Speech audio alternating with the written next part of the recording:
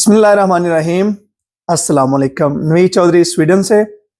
दोस्तों, बहुत सारे लोग जो है वो फेसबुक पे और दूसरे सोशल मीडिया पे एक सवाल पोस्ट भी कर रहे हैं, पूछ भी रहे हैं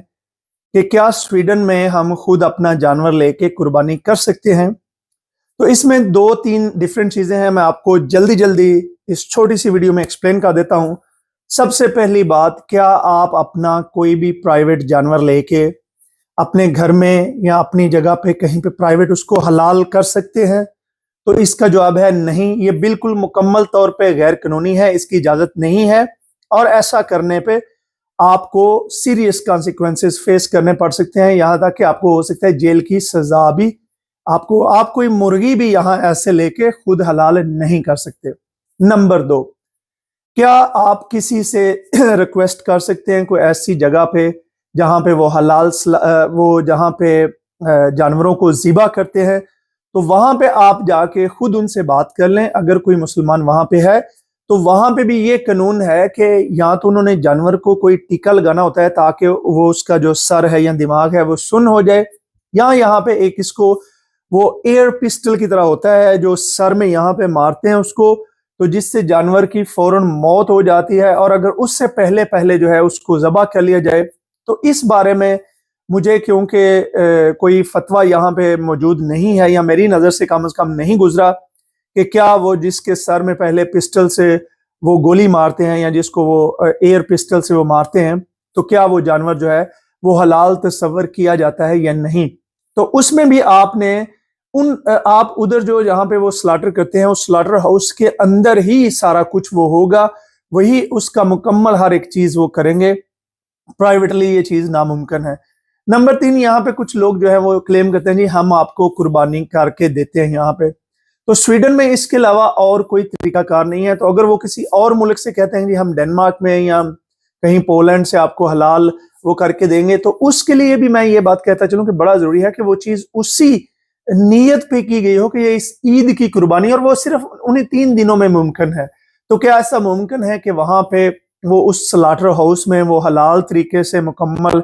करवा के, और उसकी भी इंफॉर्मेशन आपके लिए बड़ा ज़रूरी है कि क्या वहाँ पे भी उनको पहले वो इंजेक्शन लगा के उनका दिमाग सुन्न कर देते हैं, या उनको वो पहले वो जो पिस्टल है उससे वो मार के तो फिर वो हलाल करते हैं या क्या करते हैं। तो यहाँ पे स्वीडन में इस वक्त तक जो है ऐसी कोई भी चीज़ खुद जानवर लेके हलाल करना जो है वो नामुमकिन है। और अगर कुछ लोग ये भी क्लेम करते हैं जी हमने प्राइवेट किसी से खरीद के, तो हमने चोरी छुपे उसको कहीं किसी घर के पीछे गड़ा खोद के वहां पे उसको हलाल किया है वगैरह वगैरह, तो ये चीजें भी ऑलमोस्ट नामुमकिन लगती है। वजह ये है कि यहाँ स्वीडन में कोई भी जानवर जो है, जो लोग जानवर बेचते हैं, जो यहाँ पे जिम्मेदार हैं, तो वो जानवरों को ऑलरेडी टैग लगे होते हैं और उनकी मुकम्मल गिनती हुई होती है कि ये कहाँ पे कब पैदा हुआ है, कितने महीने का, इसको कौन सी मेडिसिन लगी है और ये जानवर किसको बेचा गया है। तो जाहिर है कि वो जो जिम्मेदार हैं वो भी आपको प्राइवेट जानवर इस तरीके से नहीं बेच सकते। यहाँ पे यूरोप में कुछ ममालिक हैं जहाँ पे लोग कुर्बानी के जानवर बेचते हैं, क्योंकि उन्होंने खुद अपने स्लाटर हाउस बनवाए हुए होते हैं और वहाँ पे उन्होंने कानूनी तौर पे इजाजत लेके वो जो भी उनका तरीकाकार है वहाँ पे उन्होंने किया होता है। लेकिन स्वीडन में ये चीज़ जो है ये मुमकिन नहीं है। बाकी फिर बहुत सारे लोग ये भी पूछते हैं कि हम कुर्बानी कहाँ पे करें। तो मेरी आप तमाम लोगों से ये बड़े दर्द दिल के साथ गुजारिश है, मैंने बहुत सारे ऐसे यहाँ पे लोग देखे हैं कि जो जब यहाँ यूरोप में आते हैं उनको अल्लाह ताला कुछ पैसे अता फरमाते हैं क्योंकि वो मेहनत करते हैं, उनका हक बनता है। लेकिन ये अल्लाह की अता है, ये मत भूलिए कि आपको देना कोई अल्लाह ताला पे फर्ज नहीं हो गया, ये उसकी मेहरबानी है, अता है। जितना मर्जी आप हार्ड वर्क करें, आप उन ईंटें उठाने वालों से या उन सड़कों पे सारा दिन लुक डालने वालों से हार्ड वर्क तो नहीं करते, लेकिन अगर अल्लाह ताला आपको अता करता है तो याद रखिए जो हमें कुरान पाक से मिलता है, सबक मिलता है, जो सबसे बड़ा लेसन मिलता है वो ये है कि सबसे पहले जो आपके हकदार हैं, सबसे पहले आपके खून के जो रिश्ते हैं वो हकदार हैं। उसमें देखें आपके अगर कोई बहन भाई हैं, आपके कोई चाचे मामे ताए,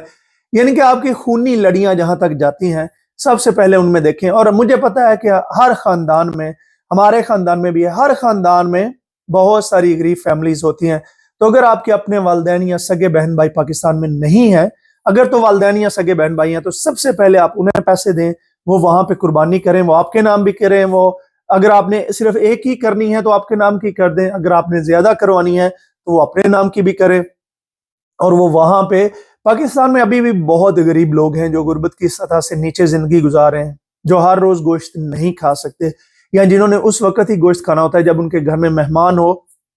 میں خود اس چیز کا گواہ ہوں، میں لوگوں کے گھر میں جاتا رہتا ہوں، بہت سارے مساکین ہیں، غریب ہیں، بیوہ ہیں، بہت سارے ایسے لوگ ہیں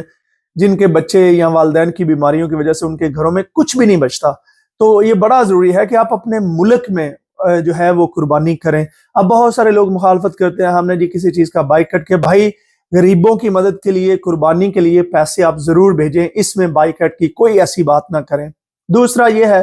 کہ اگر آپ پاکستان میں اگر آپ کا اپنا کوئی رشتہ دار کوئی ایسا وہاں پاکستان میں موجود ہی نہیں ہے، کوئی دور دور کا بھی موجود نہیں ہے، تو پھر آپ کیا کر سکتے ہیں؟ آپ وہاں پہ کوئی جاننے والا تو ہوگا، کسی غریب کو دے دیں، یا کم از کم پھر کسی ایسی آرگنائزیشن یا کسی ایسی بندے سے رابطہ کریں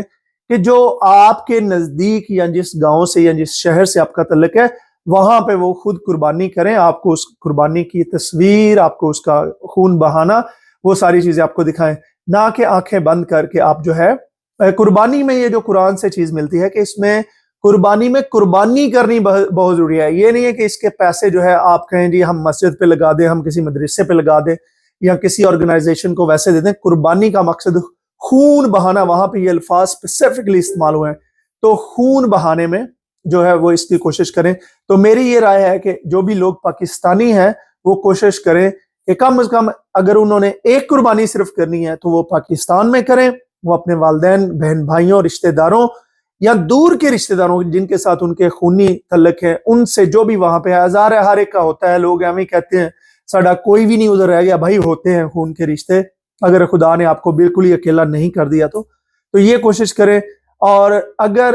نہیں بھی تو اس کے بعد بھی کوشش کریں کہ اپنے ملک میں جو ہے وہ سب سے پہلی قربانی وہاں پہ کریں، اور اگر آپ ایک سے زیادہ کرنا چاہتے ہیں، آپ کو اللہ تعالیٰ نے اتنی توفیق دی ہے، تو پھر چاہے آپ افریقہ یا کسی دوسرے ملکوں میں کریں۔ یاد رکھیں قربانی جو ہے یہ صرف تھوڑے سے پیسے دینے کا نام نہیں ہے، بلکہ یہ آپ کا وہ جذبہ ہے۔ قربانی نام ہی دیکھیں، قربانی، آپ قربانی کر رہے ہیں۔ قربانی کس چیز کو کہتے ہیں؟ قربانی صرف پیسے سوئچ کر دینے کا یا کسی تنظیم کو پیسے بینک ٹرانسفر کر دینے کا نام نہیں ہے، بلکہ آپ کی ایفرٹ، آپ کا جذبہ، آپ نے کس طریقے سے ان لوگوں، کس طریقے سے آپ وہ چیز کر رہے ہیں، آپ کا اس میں کیا جذبہ ہے، یہ چیز ہے۔ ورنہ باقی نارمل صدقہ خیرات تو لوگ ویسے ہی کرتے رہتے ہیں، جی آج 10,000 صدقہ دے دیا، 5,000 دے دیا، یہ کر دیا، ٹھیک ہے۔ اگر آپ کے کوئی اس بارے میں کسی کو سویڈن کے بارے میں اور قربانی کے بارے میں انفارمیشن ہو جہاں پہ لگے کہ میں آپ کو وہ چیز نہیں بتا سکا یا آپ کو مجھ سے بہتر پتا ہے، تو آپ کامنٹ میں اپنی رائے کا اظہار ضرور کیجئے اور مجھے اپنی دعاؤں میں یاد رکھیے۔ بہت شکریہ، خدا حافظ۔